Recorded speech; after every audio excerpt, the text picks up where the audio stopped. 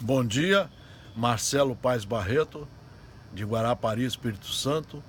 Mais um pouquinho sobre o Evangelho segundo o Espiritismo, sobre o Evangelho de Jesus, para boas reflexões nossas, principalmente a minha. Estou estudando o Espiritismo desde 1968. Nunca parei de estudar. E ainda não sei nada. Não sou pesquisador. Sou apenas um aprendiz, curioso, estudioso. Eu quero ser um bom aluno. Hoje nós vamos comentar um pouquinho sobre o capítulo 2 do Evangelho segundo o Espiritismo. Meu reino não é deste mundo. Por essas palavras, Jesus designa claramente a vida futura, que ele apresenta em todas as circunstâncias, como o termo para onde tende a humanidade e como sendo o objeto das principais preocupações do homem sobre a terra. Todas as suas máximas se dirigem a esse grande princípio. Fomos criados simples e ignorantes, fadados à perfeição.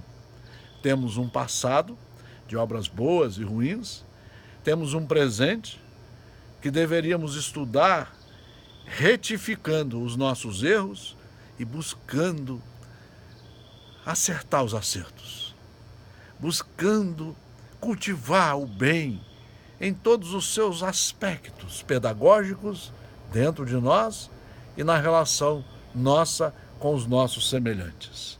Por isso Jesus nos alertou muito bem qual era o trabalho nosso aqui, agora. Nós tínhamos que nos preparar para o futuro. É igual o aluno que está no ginásio, que está no 2º grau, não é? Ele está se preparando para uma profissão no futuro. Se ele se preparar bem, estudar, praticar, ele vai ser um bom profissional. Ele não vai ter nada a temer. Todos os seus atos estarão em consonância com o que estudou. Esse é o bom profissional. O bom cristão é aquele que estuda Jesus, segue Jesus, pratica Jesus, vive Jesus. Paulo de Tarso nos deu esse exemplo quando ele fala para nós que ele estava crucificado com Jesus, que Jesus estava dentro dele, vivendo plenamente os seus ensinamentos. Então nós vamos ver que o Espiritismo veio completar nesse ponto, como em muitos outros, o ensinamento do Cristo, quando os homens estavam amadurecidos para compreenderem a verdade. Com o Espiritismo, a vida futura não é mais um simples artigo de fé, uma hipótese, é uma realidade material, demonstrada pelos fatos, porque são as testemunhas oculares que vêm descrevê-la em todas as suas fases, em todas as suas peripécias, de tal sorte que não somente a dúvida não é mais possível, mas a inteligência mais vulgar pode fazer ideia do seu verdadeiro aspecto, como se imaginasse um país do qual se leu uma descrição detalhada. Então, Jesus veio nos mostrar isso. Ele veio mostrar para nós a ideia clara e precisa que se faz da vida futura, de uma fé inabalável no futuro. E essa fé tem consequências imensas sobre a moralização dos homens, quando muda completamente o ponto de vista sobre o qual eles examinam a vida terrestre. Então nós precisamos tomar essas decisões. Não é fácil. Você estando vivendo aqui, mudar algumas decisões onde você não vai dar tanta importância ou importância nenhuma às coisas da matéria, às coisas do egoísmo material, do orgulho, do ciúme, da inveja, da vaidade, que ainda nos alimenta para viver essa vida, que aí ela fica sendo efêmera. A vida futura é aquela embasada, vivida e praticada nas leis de Deus.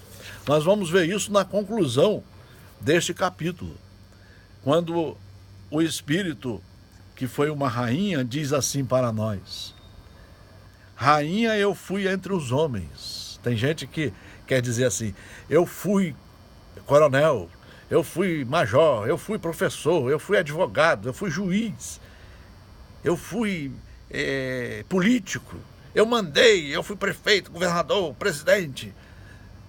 Eu sou homem, então eu mando em tudo. Grande ignorância. Vamos ter que mudar isso tudo.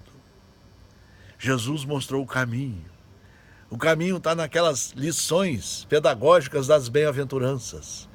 Começa com a humildade. Depois você vai adquirindo as outras virtudes, até chegar a ser um pacificador, porque já se pacificou. Então diz ela, que humilhação, quando em lugar de ser ali recebida depois da morte, como soberana, vi acima de mim, mas bem acima, homens que eu acreditava bem pequenos e que desprezei porque não eram de um sangue nobre. Para se preparar um lugar nesse reino, no reino dos céus, é preciso abnegação, humildade, caridade em toda a sua prática celeste, benevolência, caridade é benevolência para com todos, não julgar ninguém, perdoar sempre. Não se vos pergunto o que haveis sido aí na terra, que posição haveis ocupado, mas o bem que haveis feito, as lágrimas que haveis enxugado. Ó Jesus, disseste que teu reino não era deste mundo, porque é preciso sofrer para alcançar o céu, pagar os erros. E os degraus do trono não nos aproximam dele. São os caminhos mais penosos da vida que a ele conduzem. Procurais, pois, seu caminho através das sarças e dos espinhos, e não entre as flores.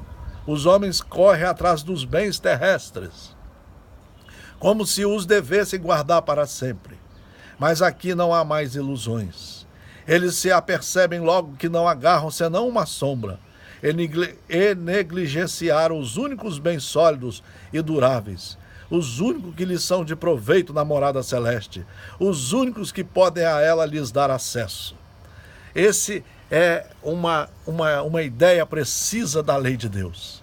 E Jesus veio nos fazer esse alerta, e o Espiritismo, uma obra de educação, embasada nos ensinamentos de Deus, nos mostra que fora do estudo, fora do cumprimento das leis, não há salvação. Que saibamos nos aperceber disso enquanto é tempo. Um abraço a todos, boas reflexões, leiam o Evangelho segundo o Espiritismo, mas não leiam correndo, leiam estudando, estudem mais de 2 ou 3 horas por dia e pratiquem 21 horas por dia o Evangelho de Jesus. Muita paz, um abraço a todos. Marcelo Paes Barreto, de Guarapari, Espírito Santo.